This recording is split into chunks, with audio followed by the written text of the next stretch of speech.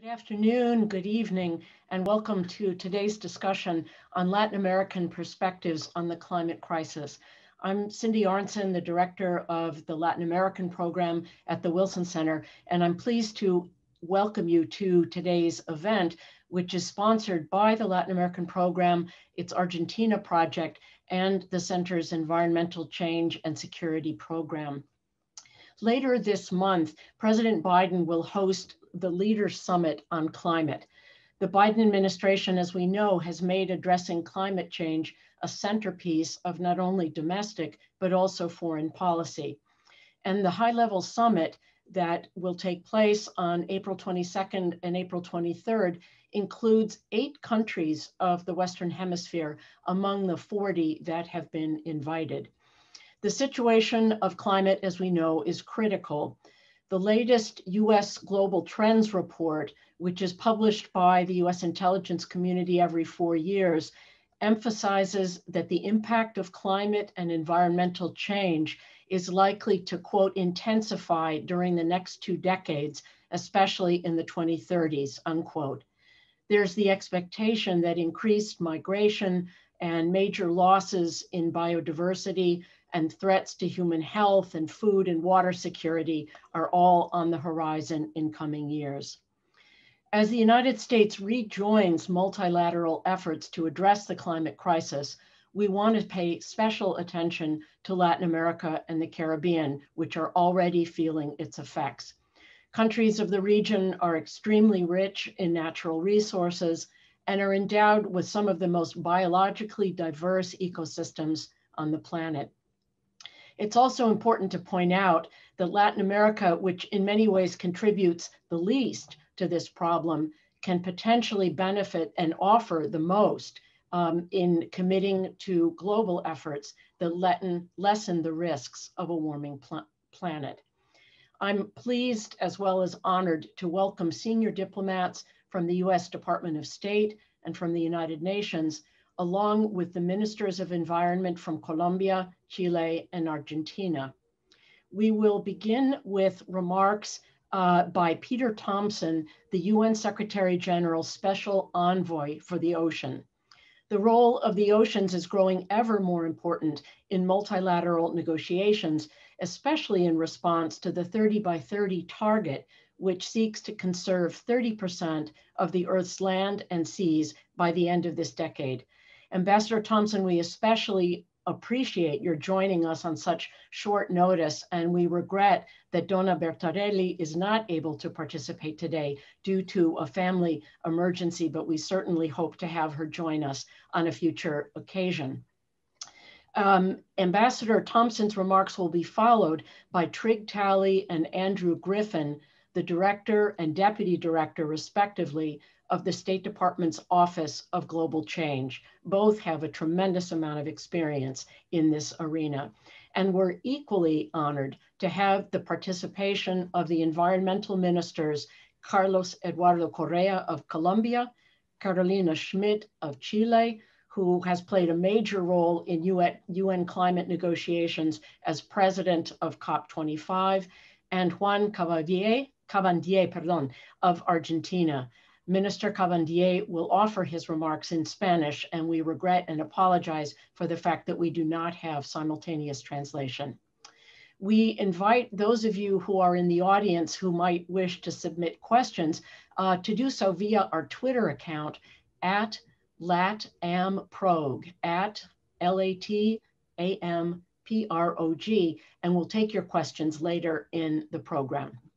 Before turning to our first panelist, I want to offer a special word of thanks to Anders Biel of the Latin American program staff, and also to Max Bayo, one of our global fellows, for their extraordinary assistance in putting together today's program.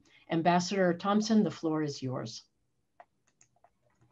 Thank you very much, Cindy. Give me a thumbs up if you can hear me clearly. I'm calling from London. Good-o. Okay, well, yes, I'm Peter Thompson. For those that don't know me, the UN Secretary General's Special Envoy for the Ocean. And as you've just heard, I'm stepping in at the last moment for UNCTAD Special Advisor, Donna Bertarelli. I'm therefore using her speech to address you, and I've given it a few tweaks of my own, but excuse me if I get a little bit patchy towards the end. I was halfway through the process. So reverting to her remarks, as we look back on the events of 2020 and the continuing pandemic, we've all had to learn the hard way that health and well-being of every single one of us and of humanity as a whole is closely linked to the health of the planet. So we have to rethink how we interact with each other. And now we must more than ever rethink how we interact with nature. There's an emerging theme from leaders around the world to build back better. And of course, I would say build back bluer. What does that mean in concrete terms? As countries strive to recover from the pandemic and revive their economies, we have a unique opportunity to build a sustainable, inclusive, and resilient economy. It's now clear that conservation of nature must be integrated in economic policies, and that we must now balance economic production with environmental protection. If I may interpose, I often say, for my grandchildren, it's not good enough for us to be pursuing this linear exploitation of finite planetary resources. And there won't be any left by the time they grow to maturity. So that's where we have this chance to reset what we're doing, get more circular. In all of this, we'll have to unlearn our past behavior. We need to stop exploiting and harvesting from the natural world in ways that damage it beyond repair. If we can't ensure nature is protected or has the space and time to regenerate, we'll continue to put our health and livelihoods at risk. And that risk will increase with the increase of biodiversity loss. There's been great progress in land conservation in the public and private sector, and we now need to see the same progress in ocean conservation. My mantra as Special Envoy is no healthy planet without a healthy ocean, to which must be added the ocean's health is currently in decline. The ocean covers 2/3 of the planet, and it's host to the great majority of life on the planet. The many living organisms that inhabit the ocean are essential to life on Earth. In economic terms, if we think of the ocean as an asset, we usually value its resources for what they're worth once extracted or harvested. But we don't value the many free services provided by the ocean and its biodiversity, such as regulating the climate, producing oxygen, mitigating climate change by absorbing carbon dioxide, and providing food and livelihoods to communities around the world. It's thus logical that the ocean has a central role to play in a global green and blue recovery. And as the UNCTAD Special Advisor for the Blue Economy, Donna Bertarelli views a healthy, valued ocean as key to a sustainable and regenerative blue economy. If countries are to build back better and were to keep the ocean productive, then strong, ambitious, and effective conservation measures must be adopted around the world. One of the best and proven tools for a healthy ocean is the creation of marine protected areas, MPAs. These are areas of ocean which help conserve and restore biodiversity, and which are most effective if they are fully protected no-take zones. Science has shown that this type of MPA can replenish marine biodiversity as well as fish stocks, and help the ocean to recover and be more resilient to climate change. MPAs also keep coastal ecosystems intact, providing natural barriers against erosion and storms, and creating tourism and other job opportunities for many coastal communities. This is why support for the growing call from scientists, the IUCN, and increasingly from those who depend on them. Sorry, give me a chance here to find Donna's words. This is why, anyway, let me back the truck up. One of the best proven tools for a healthy ocean is the creation of marine protected areas, MPAs, areas of the ocean which help and conserve and restore biodiversity, and which are most effective if they are fully protected no-take zones. Science has shown that this type of MPA can replenish marine biodiversity as well as fish stocks, and help the ocean to recover and be more resilient to climate change. MPAs, as I said, keep coastal ecosystems intact, providing natural barriers against erosion and storms, and creating tourism and other job opportunities for many coastal communities. This is why support for the growing call from scientists, the IUCN, and increasingly from many countries to fully or highly protect 30% of the global ocean by 2030 is essential. And for some reason, whenever I get to that point, this thing blocks off. But here we go. It should be added that sustainably managing the remaining 70% is also required. Good point. I'm going to switch to Donna's notes here because this is not working. So they should also be required, yes. So over the last decade, working through the Bertarelli Foundation, Donna Bertarelli reports that she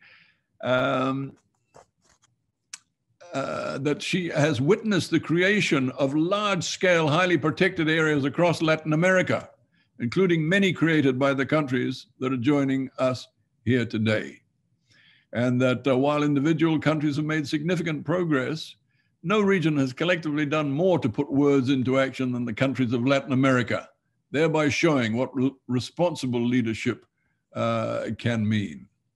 Colombia has created the Malpelo Fauna and Flora Sanctuary, which is the largest no-fishing zone in the Eastern Tropical Pacific. And Mexico has designated the largest MPA in North America with the protection of the, help me with the pronunciation, Revillagigedo National Park. The Pew Bertarelli Ocean Legacy was pleased to work with Beta Diversidad and Codemar to provide technical and scientific support in these efforts. Chile has created several MPAs and has succeeded in protecting more than 30% of its waters. Donna Bertarelli says it was an honor for her to see the Rapa Nui community and the government of Chile working together to achieve protection for the waters around Easter Island. The MPA of Rapa Nui was designated to prohibit industrial fishing while preserving traditional fishing for the islanders, securing their balance between ocean production and protection. Individual national efforts are vital, but more international cooperation and collaboration are needed to achieve ambitious goals together, especially the 30 by 30 target. This is all the more necessary as the ocean itself and marine life within it has no borders or boundaries, just as climate change has no borders or boundaries. Here again, Latin America is showing the way. Chile and Argentina have successfully established a bionational MPA in the southern tip of Latin America. And there are ongoing efforts to expand protections surrounding two iconic ecosystems, the Galapagos in Ecuador and Cocos in Costa Rica. With a tremendous overlap in species, each of these protected areas provides mutual benefits, and taken together, they can provide more protection to vulnerable species migrating between them. Collective efforts for ocean conservation are also needed in order to safeguard the high seas. In the Southern Ocean, we have Chile and Argentina working together again to jointly advance an MPA proposal around Antarctica, one of 3 currently under consideration at CAMLA. If all 3 large-scale MPAs proposed in the East Antarctic, Weddell Sea, and the Antarctic Peninsula are designated by CAMLA this year, we would be witnessing an historic act of ocean protection. All parties to CAMLA are called upon to designate these globally vital MPAs without further delay.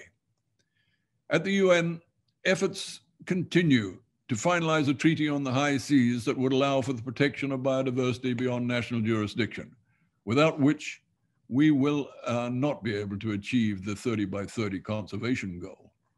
Making MPAs a reality should be a priority for countries in the lead up to COP26 in November in Glasgow. And I'm hopeful that countries will follow the science and prioritize nature-based solutions to combat climate change. In addition, blue economy sectors like blue carbon must be developed to increase natural carbon sequestration by coastal ecosystems. This can be part of climate resilience strategies for vulnerable populations and ecosystems threatened by climate change and natural disasters. And blue carbon markets can help finance climate adaptation and conservation efforts, which in turn provides livelihoods. The science is clear. The best way to safeguard our ocean and build its resilience to climate change and other threats is by establishing fully protected MPAs for at least 30% of the entire ocean and sustainably managing the remaining 70%. I devoutly hope that the Leaders Climate Summit being convened by the US President on April 22nd will give the ocean the importance it deserves in addressing climate change and a blue economic recovery. Special Envoy John Kerry, a longtime ocean advocate, will no doubt be doing his utmost to help lead the way back greener and bluer. Donna Bertorelli and I stand ready to work with the countries represented here today and with governments around the world to achieve the 30 by 30 goal. Protecting, restoring, and sustainably managing ocean ecosystems have to become a priority in climate strategy and a blue economic recovery if we are committed indeed to the well-being and livelihoods of the generations to come. We only have one planet to live on, and it's a blue one. And I thank you, ladies and gentlemen. Thank you, Ambassador Thompson, so much. Trig Talley, you're up next. Well, thank you. And thanks to the Wilson Center for organizing this. They do such important work. And I can tell you personally that we take the work that they do very much into account as we're developing our new policies.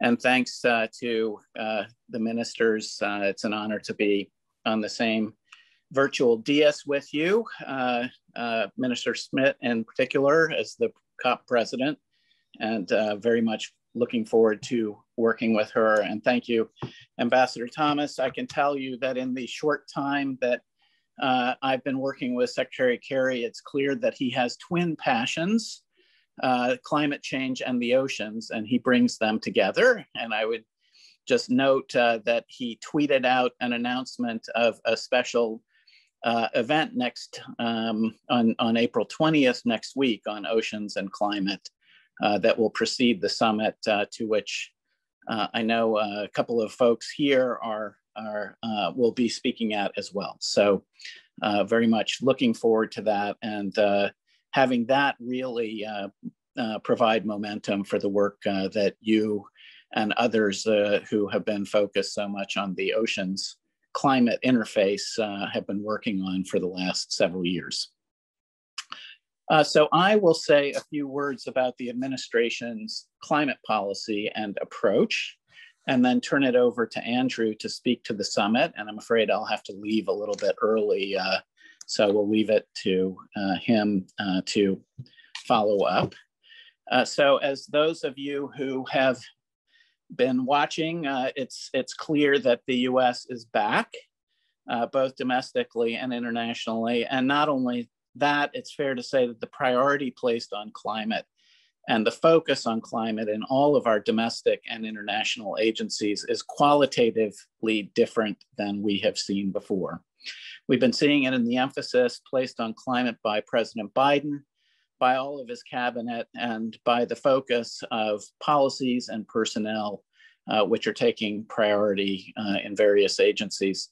And I can just say at the State Department, it is remarkable to me the speed and energy with which John Kerry has built a team that's focused on virtually every aspect of our international agenda at a level and depth that we have not had before. So I think it's quite clear that the United States will be organized in a way that takes advantage of our considerable diplomatic and development capabilities over the next period of years. President Biden on day one emphasized the critical role that the United States must play in the global climate effort, rejoined the Paris Agreement. He's placing climate change at the center of actions at home, as well as in US foreign policy, diplomacy, and national security. He announced a sweeping set of executive actions on January 27th to tackle the climate crisis. And with these executive actions, the president has directed a coordinated whole of government approach and put America on an irreversible path to achieve net zero emissions economy-wide no later than 2050. President Biden, as you know, named John Kerry as the first ever special presidential envoy for climate. And this is the first time there's been such a position on the National Security Council entirely dedicated to climate change. And I should say that that is mirrored all the way down, that there's a real focus within the White House at all levels on this. The United States recognizes that we cannot confront the climate crisis alone. And so we've rejoined the Paris Agreement and are working to catalyze greater global ambition to drive a pathway to net zero emissions, as well as near-term actions, both by the United States and others, to get ourselves on track to, as Secretary Kerry often says, keep 1.5 Celsius within reach. To that end, the United States will soon announce its new emissions target for 2030, or its nationally determined contribution under the Paris Agreement, as well as a new climate finance plan. And both will be designed to give momentum to and invigorate the effort to achieve ambition around the world, not just at the summit, which Andrew will speak to, but also throughout the calendar year as we move towards COP26 in Glasgow. So our view is that the road to Glasgow must be marked not only by promises, but by progress. So to that end, the administration is deeply engaged with countries around the world.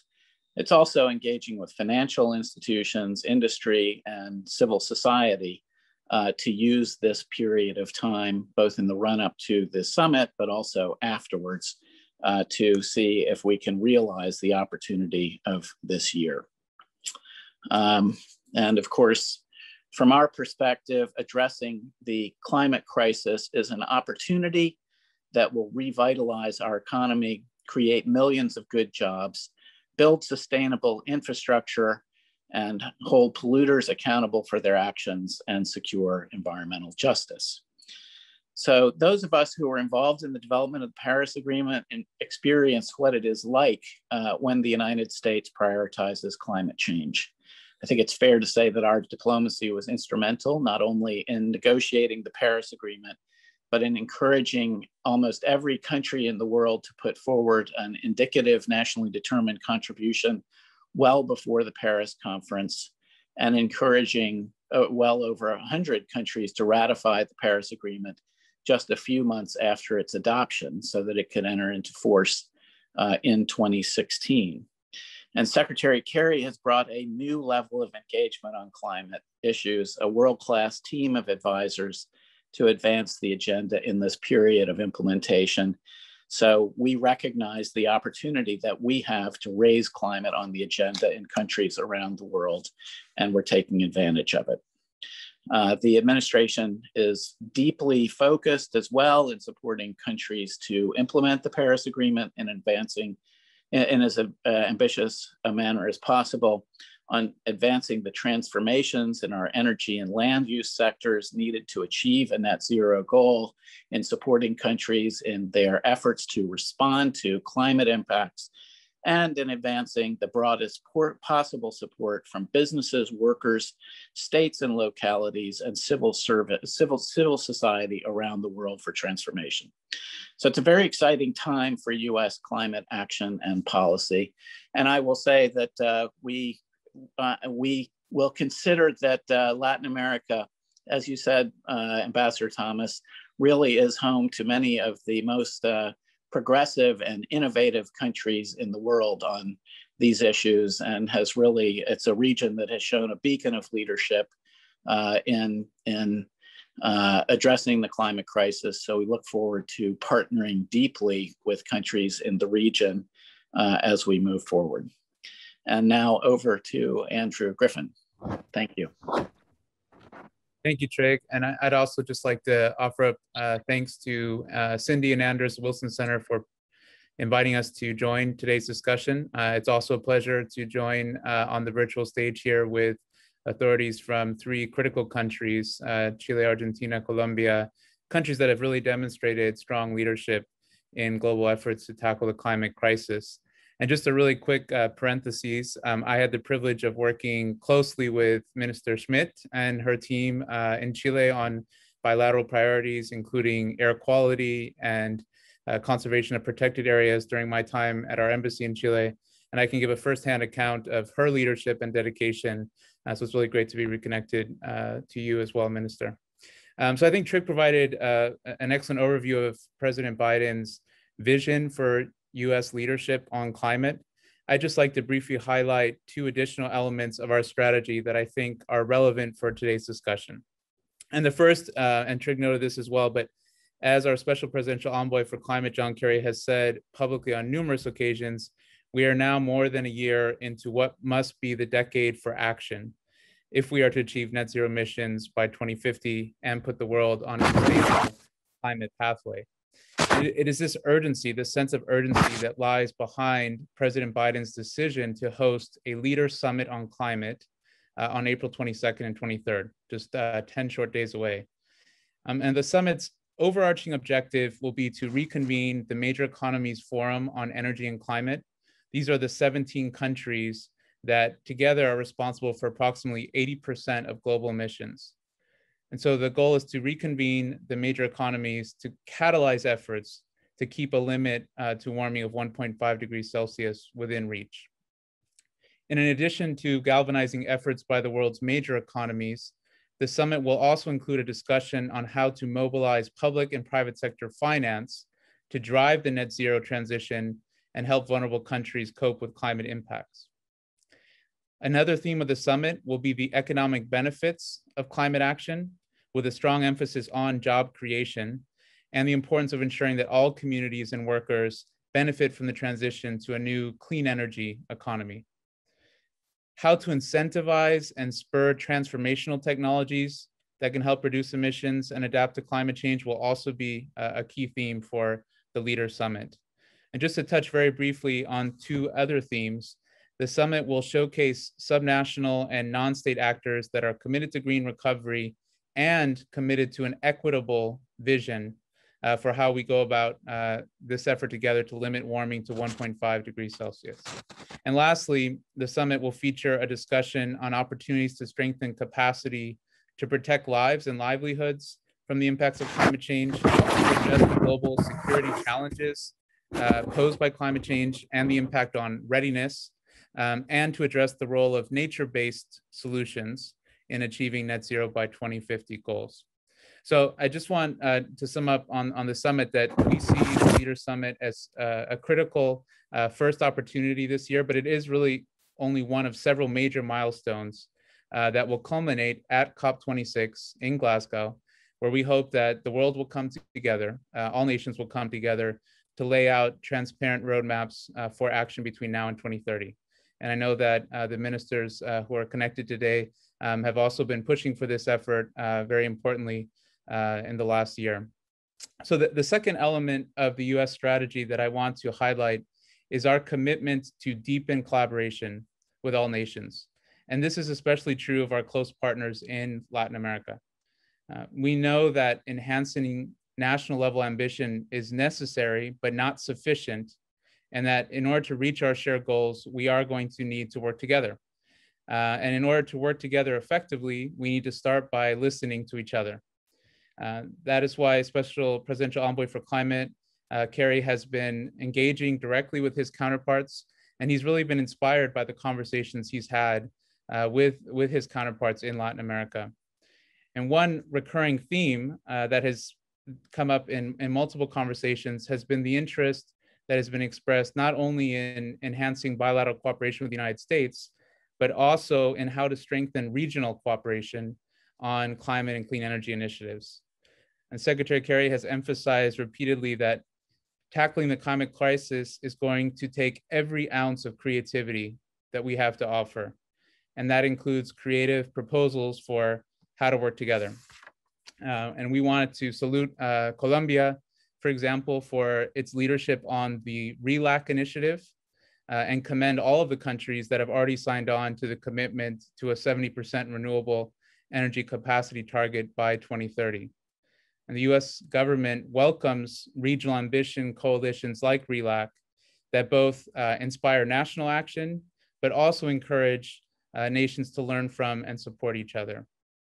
So I'm looking forward to hearing the perspectives today from ministers of environment of Chile, Colombia, and Argentina regarding how the United States can constructively contribute to regional cooperation and to these good ideas for how to work forward. So let me stop there as we have time for other speakers and panelists, and turn it back over to you, Cindy. Thank you. Andrew, thanks so much. Really wonderful to have your participation. That's the perfect segue to the remarks of Ministra Carolina Schmidt. So if you could please unmute, and the floor is yours. Thank you. Thank you, Cindy, distinguished ministers and guests. My warm greetings and a special thanks to the Wilson Center for convening this timely seminar. As we know, climate change is the most severe challenge that humanity faces this century. Fighting it urgently is an ethical global imperative. Global warming is a fight in two fronts: mitigation by decarbonizing our economies, but just as important is adaptation, building resilience to the extreme weather events that are already disrupting livelihoods of millions of people around the world. Regretfully, globally, current levels of climate ambition in mitigation and in resources for adaptation are long way from putting nations on a path to meet the Paris Agreement. Only 48 updated NDCs were submitted during 2020, representing only 75 parties of the 189 parties of the Paris Agreement. Worst of all, only 3 of the 18 major emitters have presented an updated NDC. The combined impact of all NDC presented represents only a 1% reduction by 2030 compared to the 45% reduction needed to keep the goal of 1.5 increase in temperature. This concerning scenario underlines the urgency for action. The international community most urgently need to step up with more ambitious NDCs. In this spirit, in April last year, in the middle of the pandemic, Chile presented a significantly enhanced NDC that aligns with the carbon neutrality by 2050 in accordance to the Paris Agreement.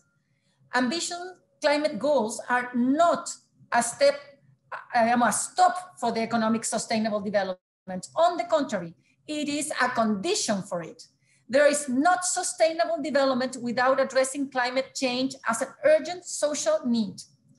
That's why our new NDC includes a carbon total budget with a novel social pillar, which addresses all our climate commitments in line with the United Nations Sustainable Development Goals, and commit a just transition strategy to the decarbonization process to ensure particularly most vulnerable communities as we phase out from coal. We are now developing Chile's long-term national climate strategy, which will establish emission targets for each specific sector of the economy. Developing our long climate strategy has enabled us to align our climate goals with our sustainable recovery efforts. Ambitious climate goals is critical for us to deliver on the Paris Agreement, but also will unlock vast commercial and job creation opportunities in the rapidly growing low carbon economy. Ambitious climate action is an opportunity to recover our economies better in a truly sustainable manner. Despite the many challenges of COVID-19, the international community must come together at COP26 to accelerate action to reduce emissions, strengthen adaptation, scale up finance to protect and restore nature, and empower inclusive action.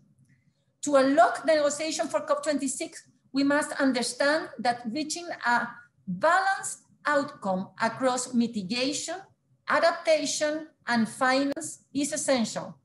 We are now just 7 months from COP26. Expectations of urgent action agreements are high. Reaching this expectation in a pandemic will require a shift in how parties meet, negotiate, and come to an agreement. This means using all tools available to us, including virtual work, to make progress. Chile, as the COP25 presidency, will continue to call for countries to present new ambitious nationally determined contributions, long-term strategies with specific plans to reach net zero at 2050 at the latest, as well as adaptation and finance higher commitments. The climate crisis is a global challenge that requires global solutions from all actors. Not just parties, but all stakeholders must work together towards one goal, carbon neutrality by 2050 at the latest. Together with UK, we are fostering a powerful tool to build on this goal, the Climate Ambition Alliance for Carbon Neutrality 2050 and its Race to Zero campaign. This is the first climate alliance that unites countries and non-state actors, business, investors, and local governments committed to carbon neutrality by 2050 at the latest and commit specific pathways to reach it.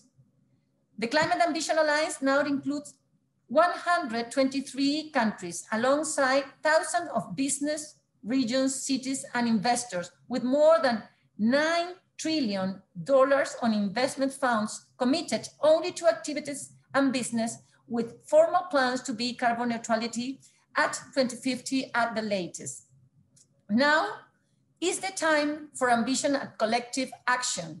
We look forward to the upcoming summit convened by President Joe Biden to call for ambitious announcements across mitigation, adaptation, and finance, and warmly invite the United States and all other parties to join the Climate Ambition Alliance for Carbon Neutrality at 2050 at the latest, with concrete pathways to reach it. Major emitters and all business and local governments must lead these urgent changes with their commitments. Thank you. Thank you, Minister Schmidt, for reminding us of how much remains to be done, but also of the exciting and tremendous leadership that Chile is exercising in a number of these initiatives. We'll now turn to Minister Carlos Correa from Colombia. If you could unmute and show us your screen. Thank you. Well, hello to everyone, to all my colleagues. Thank you, Cynthia, for this invitation to be part of this panel. Saludos, Carolina, a mi colega también de Argentina, a todos ustedes un saludo muy especial. Colombia is recognized as a mega diverse country, but it is also a country highly vulnerable to climate change, largely due to its diverse geography. Colombia in 2015, within the framework of the Paris Agreement, established a goal in its NDCs to reduce emissions by 20% by 2030. However, in December 2020, after the review of states, entities, the institutes, the productive sector, and the civil society, President Duque announced a new update and a new commitment. Colombia will reduce its emissions by 51% by 2030. This is one of the most ambitious goals in the region. The NDCs are articulated with our long-term strategy, also aiming at carbon neutrality in 2050. This strategy will be communicated at the United Nations Climate Change Convention in this year before COP26. Among the great challenges that we face in Colombia is the fight against deforestation. 2017 was the year with the highest deforestation in Colombia, 219,000 hectares. And we have managed to reduce it by 10% in 2018, 19% in 2020. And our government goal is to reduce it by 30% by 2022 to achieve zero deforestation by 2030. For this, we are working on several fronts: national security through the Artemisa campaign with the military forces, the police, the public prosecutor's office, and the state entities. We have already completed the 9th operation and have achieved control of more than 9,000 hectares, especially in the Amazon and our protected areas. We're working too in social investment through payment for environmental service to communities, natural conservation contracts, green businesses, and bioeconomy, and something that I believe it's very important, not only for Colombia, but for all of us, environmental education. And then we are investing in technology to monitor these areas and programs. Additionally, Colombia was the first country to have a circular economy strategy, and today it chairs the Regional Circular Economy Council. Other actions we are working on are clean energy, sustainable mobility, the Great Alliance for the Protection of the Páramos, and one that is very important, the Leticia Pact, that seeks that among all the countries of the region, we can stop deforestation, environmental crimes, and work towards greater control of forest fires.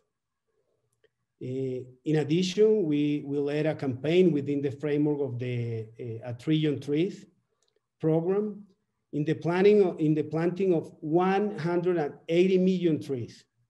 To date, we have planted 56 million, and we are also working with the cities too, with a big program called Biodiversities, that it's today a very important program for us in Colombia. And we're working hand by hand with the majors of these cities. Colombia is recognized as a megadiverse country, but it's highly vulnerable country to climate change. Unfortunately, we had experience recently in Iota hurricane and suffered other impacts, such as La Niña phenomenon that causes damage for about $4,000 million, droughts, wildfires, and deforestation. So we are working in a path to get to carbon neutral to 2050. We have a lot of challenges, and I think that we can do it together. We are very happy with the United States back with the return of the United States to the Paris Agreement and the latest announcements regarding national policies for reducing greenhouse gases emissions for vulnerable developing countries and small emitters like Colombia. It's fundamental to evidence real efforts by industrialized countries to reduce their emissions. As now, we started discussion with the US as they will be a key actor for the implementation of our NDCs. Thank you, Cynthia. We welcome to the clear messages that President Biden has conveyed through his executive order that mark a clear and fundamental shift in the narrative of climate finance, which we agree must go beyond international cooperation and provide for a profound transformation in all investment, public and private, and economic instruments that enable the US, Colombia, and the entire global community to divest from a fossil fuel-based economy. US government can count on Colombia as partner in the fight against climate change, not only considering our vulnerability, but also our mitigation potential and our constructive and ambitious role in the negotiations. This climate summit will be one of the most important events in our path towards COP26. We are looking forward to the United States announcement of an ambitious climate targets based on science and his national determined contributions. We expect an open dialogue on ways to strengthen our collective efforts to confront the climate crisis. We hope to see how governments and all actors will contribute with these agreements. Thank you, Cynthia. Thank you very much, Minister Correa. Before turning to Minister Cabandier, I would like to thank Minister Schmidt for joining us. I believe that she has to jump off and go on to other business. Thank you so much. We look forward to staying in touch and to watching the way that Chile continues to exercise leadership on these issues. So thank you. Ministro Cabandier, usted tiene la palabra. Mil gracias. Muchas gracias, Cindy. Qué buen español que tienes. Quiero saludar y agradecer a Wilson Center por este encuentro. Al mismo tiempo, saludar a todos y todas las presentes. Felicitar a la ministra Carolina Schmidt por su tarea ambiental, por su liderazgo femenino también, y sin duda por lo que significó la COP25, así que vale el saludo para todos y para todas. Nosotros asumimos hace 1 año y 5 meses, un poco menos, con un desafío muy grande que es poner a la agenda ambiental, la agenda del cambio climático, en un lugar central, en un lugar importante. Por eso es que hemos avanzado para darle lugar a normas que ayuden a la discusión sobre el cambio climático.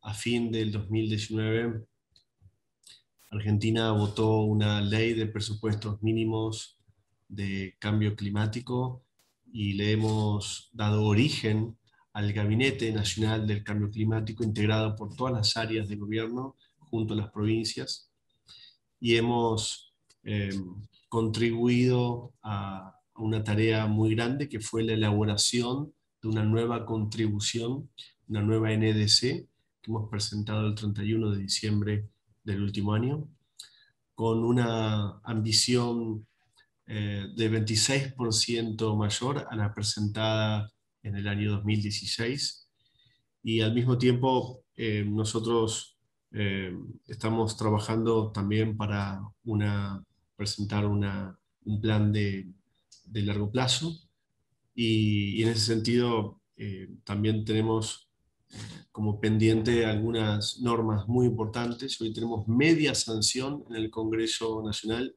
de una ley nacional de educación ambiental que va a permitir trabajar en los distintos niveles educativos, en las currículas, los contenidos, para conformar una ciudadanía crítica y con formación de contenidos ambientales.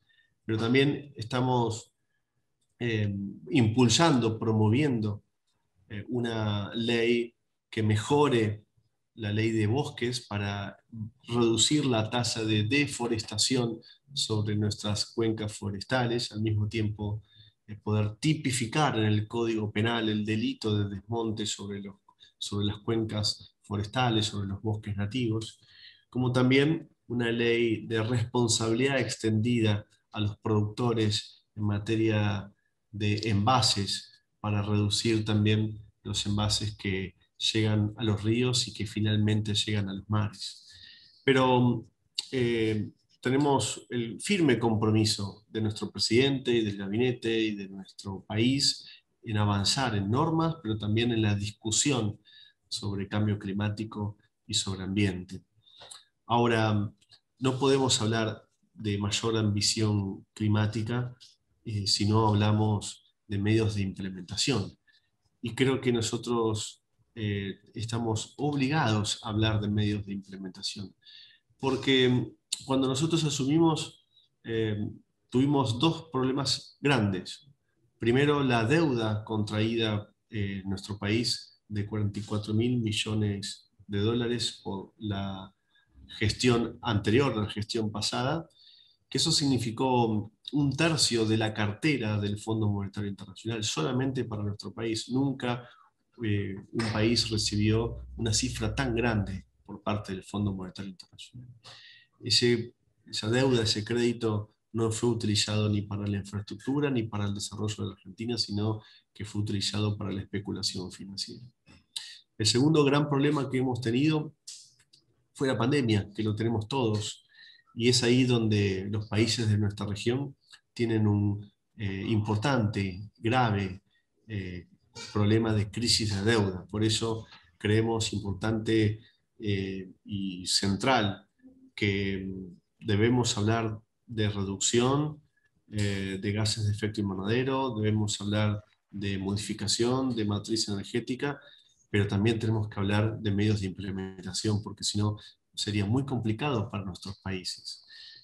Hoy tenemos una situación muy particular, donde más de 70 países en el mundo tienen problemas de crisis de deuda. Nuestra región está sobreendeudada y es ahí donde nosotros vemos la necesidad de poder discutir los medios de implementación y la adaptación necesaria para que las personas, y hombres y mujeres que viven en nuestra región, puedan vivir bien, puedan vivir en condiciones dignas. Sabemos los niveles de pobreza que tiene nuestra región.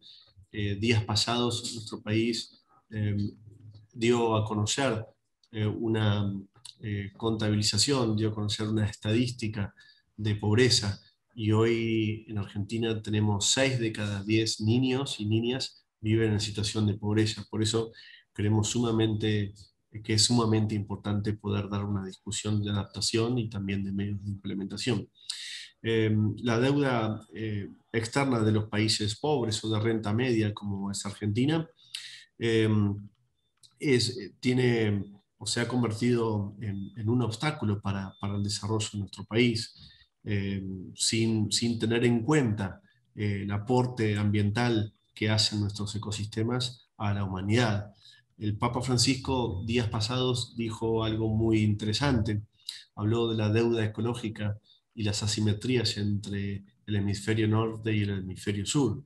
Y por eso es que nosotros queremos que aquellos países que han subido la escalera del desarrollo no tuvieron en cuenta el daño que generaban mientras se desarrollaban, el daño ambiental que generaban.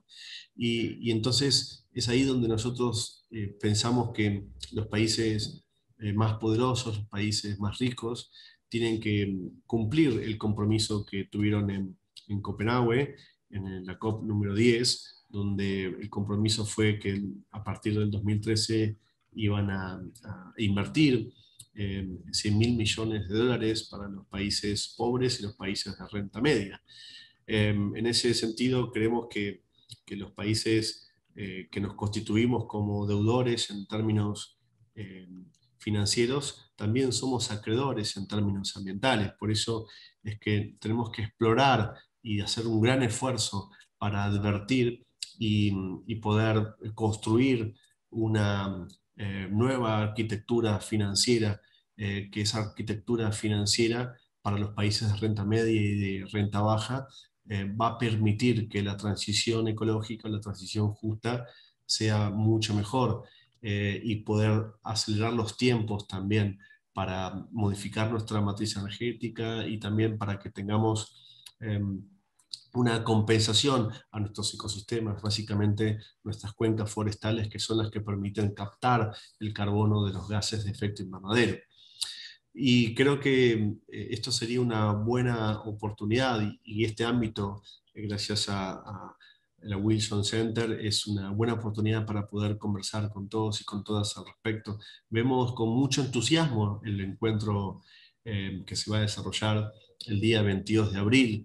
Creemos que va a ser un desafío y pensamos que quizás sea un antes y un después en la legislación y también en las relaciones comerciales y en las relaciones internacionales. Todos tenemos un mismo objetivo, que es proteger nuestro planeta, cuidar nuestro planeta, preservar nuestros ecosistemas. Advertimos el colapso ecológico que puede acontecer en el mundo y advertimos también que si no hacemos cambios drásticos, está en crisis y está en peligro la extinción humana. Por eso celebramos la incorporación de Estados Unidos al Acuerdo de París, celebramos el encuentro del 22 propuesto por el presidente Biden. Argentina está muy comprometida con ese encuentro, muy comprometida con la agenda ambiental y la agenda del cambio climático, pero creemos que es momento de la acción clara, de la acción ambiental clara, a partir de pensar en la adaptación, en la mitigación y también en los medios de implementación para que todo sea más fácil y justo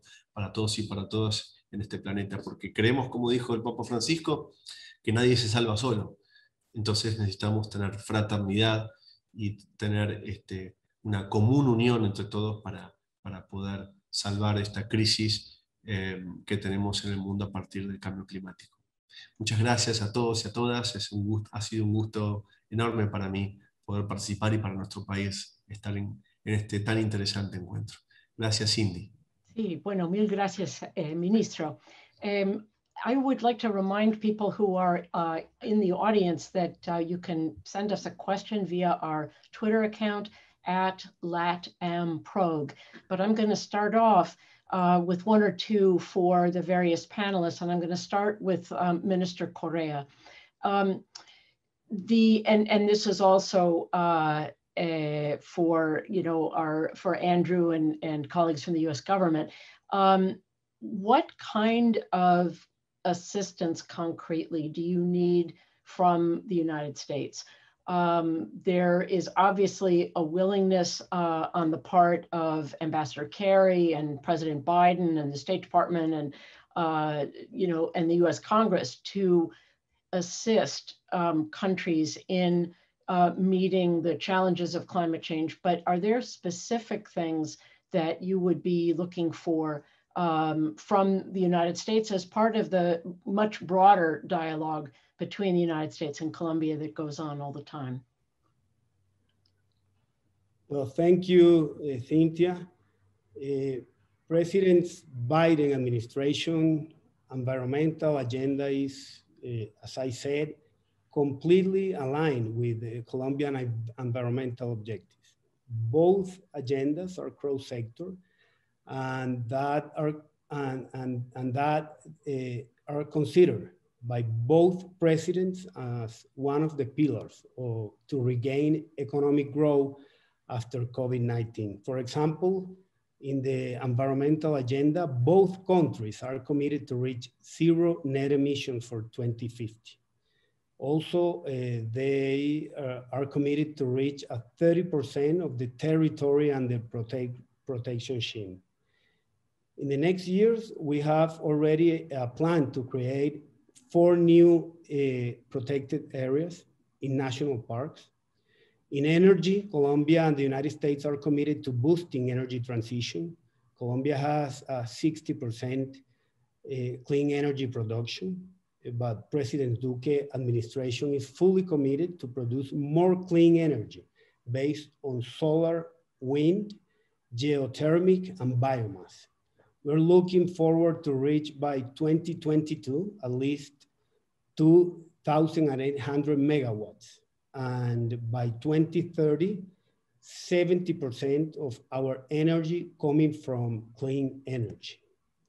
In the cooperation aid, historic US-Colombia environmental cooperation have been a very strong policy since more than 3 decades. Aligned with President Biden agenda, we're working on a technical cooperation scheme with California State in order to build capabilities to fight against fires on wild places and national parks. And we would like to strengthen in other areas our collaboration in technical and financial cooperation, such as environmental education and bioscience, ecotourism in national parks, environmental risk mitigation. Colombia, as the second most biodiverse country, also is one of the most affected. the most affected country in the Americas on environmental risk mitigation. So we need a lot of help for this. And of course, with the Leticia Pact that John Kerry has said before that is very interested in working with us for the Amazon conservation. That's some of the themes that we would like to work with the US, and we are working on an agenda to go forward for these objectives. Thank you very much. Andrew, did you want to add to that? In addition to bringing people together and providing an impulse for these kinds of national and international conversations, what concrete mechanisms are there for financing these kinds of activities without necessarily creating, you know, higher levels of debt for Latin American countries? Yeah, sure. Thanks, Cindy. And I just want to echo what Minister Correa said at the start, and that is that there is a full alignment in terms of our objectives with Colombia. We're building on a very strong base of cooperation, including through the U.S.-Colombia Environmental Cooperation Agreement that dates back to 2013. I think broadening it beyond just U.S. and Colombia for a moment, there are some really interesting regional efforts that we are paying very close attention to think about how we can bring some of the technical expertise of the U.S. government to support these efforts. And I mentioned RELAC, the initiative that Colombia is leading, that was initially announced at COP25 to bring countries of Latin America and the Caribbean together around a 70% renewable energy capacity by 2030 goal, which we think would be incredibly important and really move the needle. And so we're thinking through right now what our different options would be. I know that the Inter-American Development Bank is also involved in supporting RELAX. We've been in conversations with IDB. We look forward to conversations with Colombia and other partners as well. I guess I'll just say as well that in terms of your question about what mechanisms we have, one very important mechanism that has been around now for at least close to 10 years is called the Low Emission Development Strategies Global Partnership, LEDS GP, Low Emission Development Strategies Global Partnership. And really what we seek to do through LEDS is to, again, bring together that technical expertise we have in the US government, be responsive, so be flexible and responsive to the specific technical cooperation requests that that countries suggest for us. And in the case of LEDS GP, we're trying to build these communities of practice.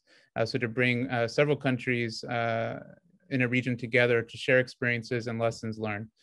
So that's a partnership that we'd like to deepen as well, and look forward to doing that with Chile, Colombia, Argentina, and others.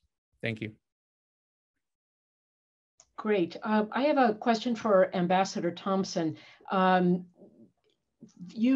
see, I think there were some of the presentations, maybe especially Minister Schmidt, who emphasized actually the relatively small number of countries that have formally updated, you know, their pledges in advance of COP26.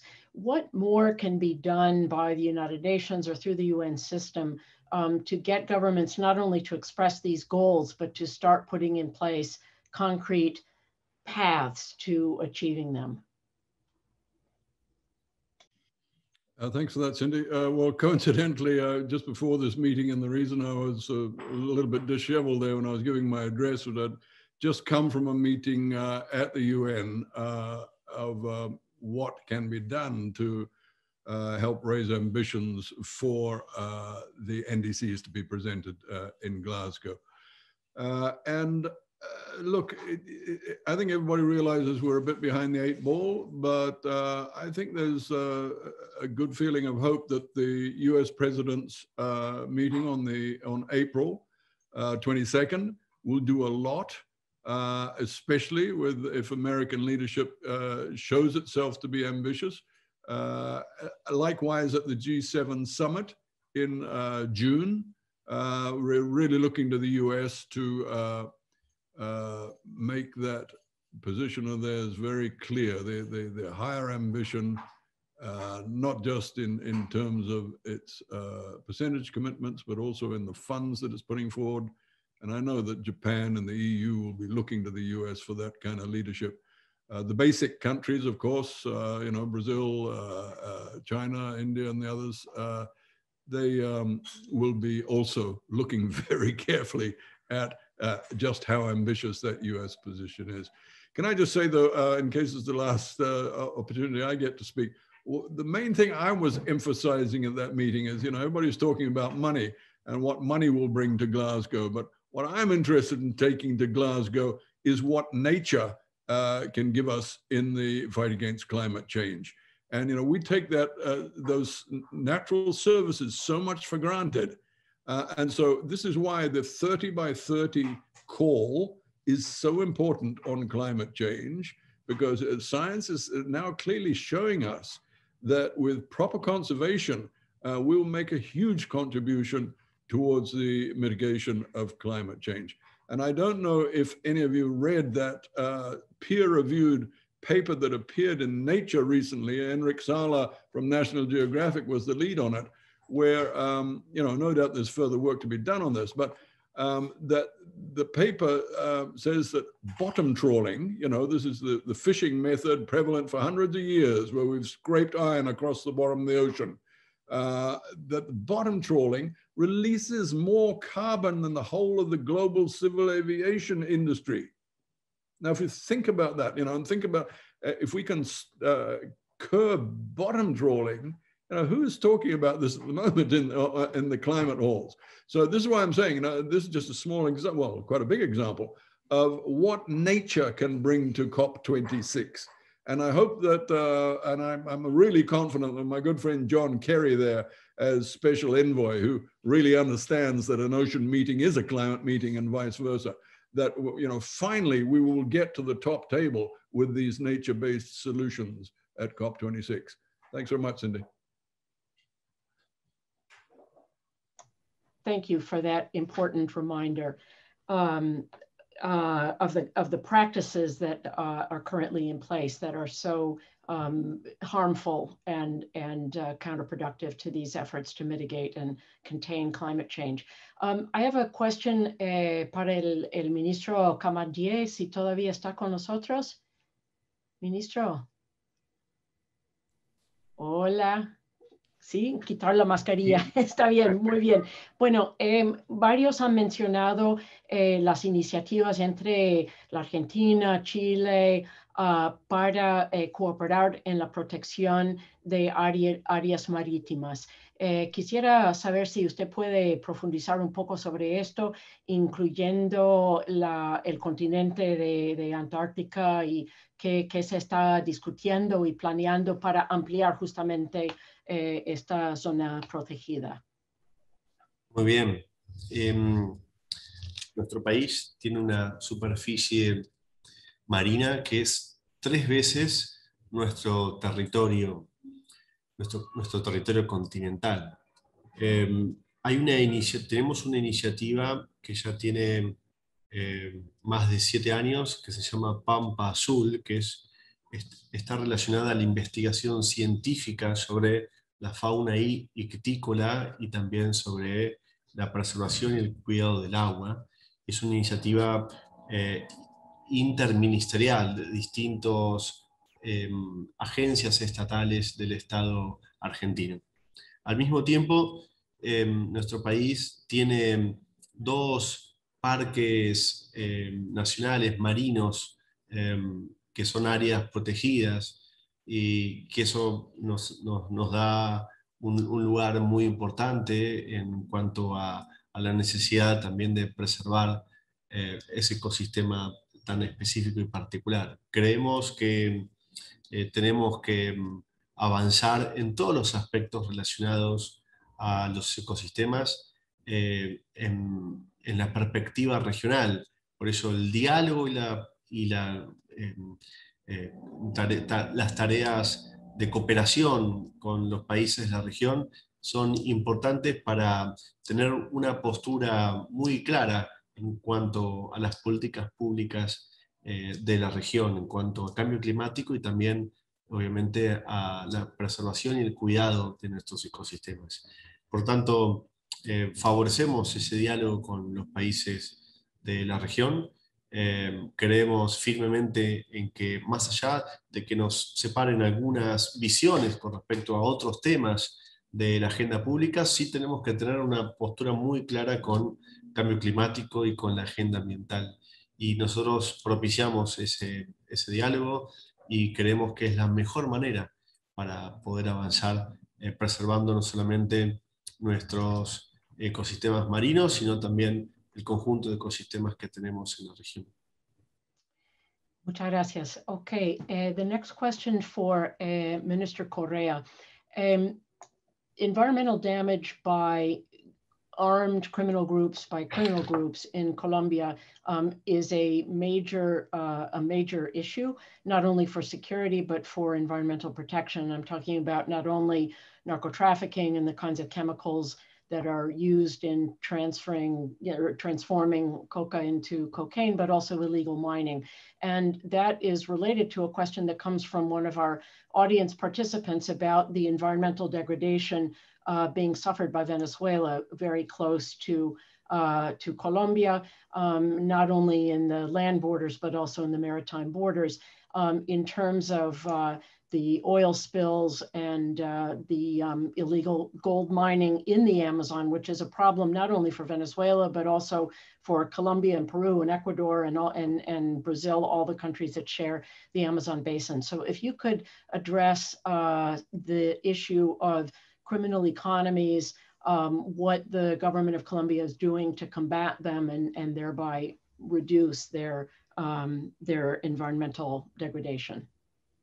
Okay, thank you, Cynthia. Around the 31% of the global surface is made up of forests. In Colombia, we have the fortune of having 52% of the national surface covered up by forests. Nonetheless, deforestation is one of the biggest environmental challenges in Colombia. We have prioritized our fight against deforestation as a key environmental challenge for the country. Our strategy regards three scopes: legality, social and economic entrepreneurship, and permanent monitoring system. In terms of legality, this government created the National Council to Combat Deforestation and Other Environmental Crimes, CONALDEF, in which different governmental institutions, such as the Presidency, the Ministry of Defense, Justice, Environment, Attorney General of the Nation, and the National Public Prosecutor, are part of the council and works in a coordinated way to fight deforestation, tackling its main causes as illegal activities. One of the main strategies implemented by the council is Artemisa, that seeks to control deforestation through military means and the judicialization of the people and organizations involved in this crime. We have developed 10 military campaigns focused mainly on protected national parks. Through Artemisa, we have recovered more than 9,000 hectares previously deforested. Regarding social and economic entrepreneurship, Colombia is implementing an ambitious program named Visión Amazonía. This strategy entails conservation agreements and payment for ecosystem service as conditioned cash transfers that compensate families for monitoring, preserving, and guarding forests and ecosystems. And finally, we have developed a strong monitoring system in order to know reliably the deforestation rate in our country. The forest monitoring system has so far generated and published more than 3 bulletins of early detection of deforestation. This way, we've been able to reduce deforestation by 19% between 2018 and 2019. And as I said before, our main goal is to achieve 0 deforestation by 2030. So we're working hard together, all the state, the institutions, the international cooperation, and I hope we can work together with the United States, with the President Biden administration for this purpose. Okay, I'm going to take 2 questions from our audience. I'll put them both out there, and anyone who wants to respond should either unmute and just start talking. One of them comes from Colombia about whether the health and economic crises that have been brought on by COVID-19 is a hindrance to meeting climate change objectives, or could possibly be a stimulus towards meeting those objectives. So that's a broad question. And then finally, Minister Cabandier mentioned the role of mentioned the Pope.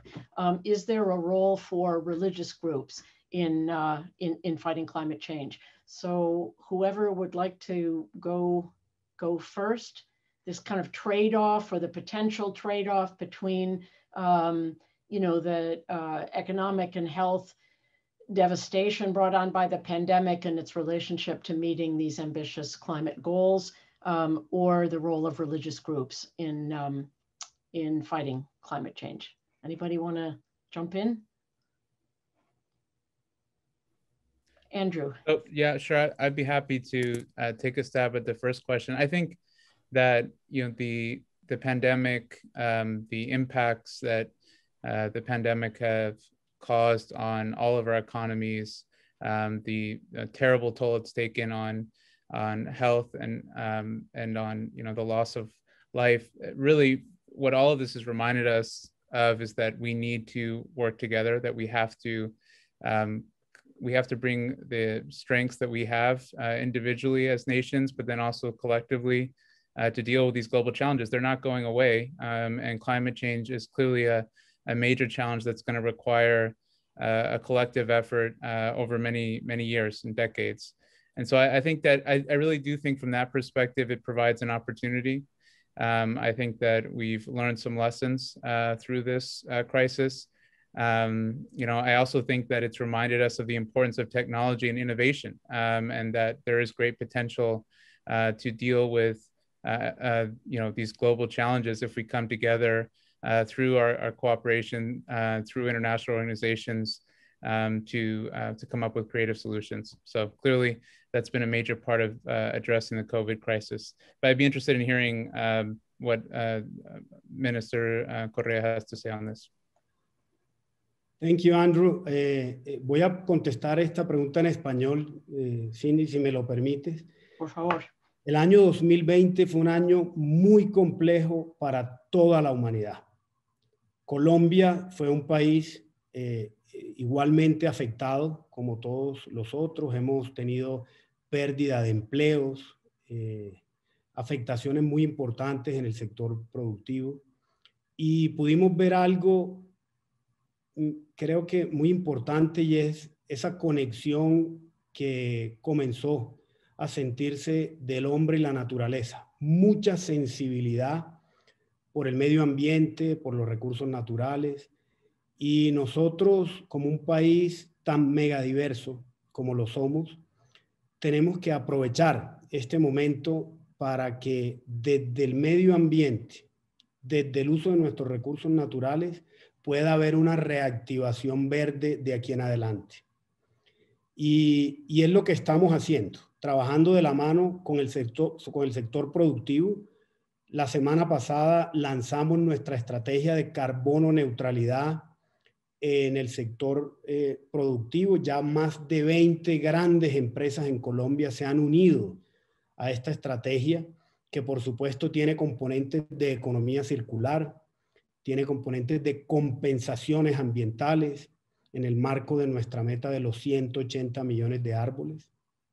Y hoy las empresas y los ciudadanos pueden sentir que desde las estrategias que hagamos, desde el medio ambiente, podemos tener una reactivación económica sostenible. Por supuesto, tenemos un camino, una ruta, yo digo una autopista, hasta el año 2050. Nuestra meta y a lo que le estamos apuntando es a que Colombia sea un país carbono neutral. Pero mientras, al 2022, tenemos estos grandes retos que he mencionado: reducir la deforestación en un 30%, disminuir las emisiones en un 51% al año 2030, cero deforestación al año 2030. Y en este camino vamos viendo cómo todas las acciones que apuntan a la reducción de emisiones definitivamente van a generar mayor empleo, mayor productividad, nuevos modelos de negocios. Y aquí tenemos que ver hoy esta crisis de pandemia y pospandemia como una oportunidad para repensar nuestro nuevo modelo de desarrollo, que tiene que ser un modelo de desarrollo basado en la sostenibilidad. Ese es el camino, y por eso mencionaba en mi intervención anterior un componente en el que estamos trabajando en Colombia arduamente, y es la educación ambiental, la formación. Por ejemplo, uno de los programas con los que estamos trabajando es en programas desde las escuelas, con los niños de 0 a 5 años, para formar nativos ambientales. Y que luego los jóvenes, adolescentes, el sector empresarial pueda tener una mayor conciencia ambiental. Si logramos tener una mayor relación con la naturaleza, si logramos entender el impacto que eso va a generar en las futuras generaciones, vamos a poder construir ese nuevo modelo de desarrollo basado en la sostenibilidad. Entonces, se avecinan tiempos muy importantes de retos. Ahora tenemos todos nuestros institutos, los 5 institutos de investigación de nuestro Sistema Nacional Ambiental, orientados a la investigación hacia la carbono neutralidad y a la competitividad del país basado en este nuevo modelo de desarrollo. Ya estamos presentando proyectos de ley de crecimiento limpio que serán muy importantes para el presente y el mediano y el futuro de este país, el mediano plazo y el futuro de este país, que definitivamente el norte claro es la carbono neutralidad. Pero tenemos que bajar el lenguaje, Cintia, bajar el lenguaje, porque hablar de carbono neutralidad no es fácil. Es un lenguaje complejo, técnico, y tenemos que entrar al hogar del ciudadano, a que desde la reducción de su propia huella haya un compromiso para poder trabajar en ese largo camino que todavía nos queda, pero que desde hoy ya tenemos esa gran oportunidad. Entonces, bajar el lenguaje al ciudadano creo que será uno de los grandes retos de nuestro país, y creo que también debe ser uno de los grandes temas a tratar en la COP26. Cómo hacer, cómo involucrar a todos los ciudadanos alrededor de un único propósito, que es el propósito que todos tenemos, que es la sostenibilidad. Y si Colombia respira bien, que es nuestro compromiso, por supuesto, toda la humanidad respirará mejor. Muchas gracias, Cintia. Bueno, gracias, ministro. We are just about at the final moment. So at this point, rather than ask it, for people to answer the final question, I'd like to ask if anyone has one final word that they'd like to express, ideally in 30 seconds. Please feel free. Yes, Ambassador Thompson, please. I'll quickly respond to those 2 questions, hopefully in 30 seconds. I think that it was a little bit of a mirage that we had, and we looked up in the sky and there were no jet trails across, and we thought, wow, that's it, better world. And we saw animals coming into urban centers, pictures of animals coming into urban centers, and we thought, wow, nature is back. But it's an illusion. We know that climate change has been proceeding during this time that we've all been locked down. We know that pollution has been increasing. We've all seen the plastic masks on our streets and turning up on our tide lines. pollution has been going on at the same old rate. So I think the positive thing we learned was what was possible. And this is where this whole thinking now about building back greener and bluer seems to be becoming mainstream, which is fantastic. That's, I think, the most positive thing that comes out of the pandemic. That and the fact that we are all connected, and there is no escaping the fact that not just human beings, but nature is, everything is connected.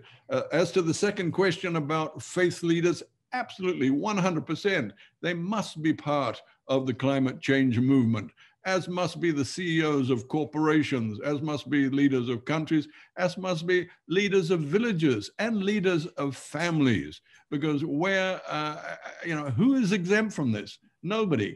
And sit around the dinner table with your family, and the best motivator you've got are your children and grandchildren. Look them in the eyes and think about what the world's going to be like at 3 degrees. That's what the WMO says it'll be on current track, at 3 degrees by the end of this century, when your grandchildren are still alive. That is a world on fire. So, everybody's in this.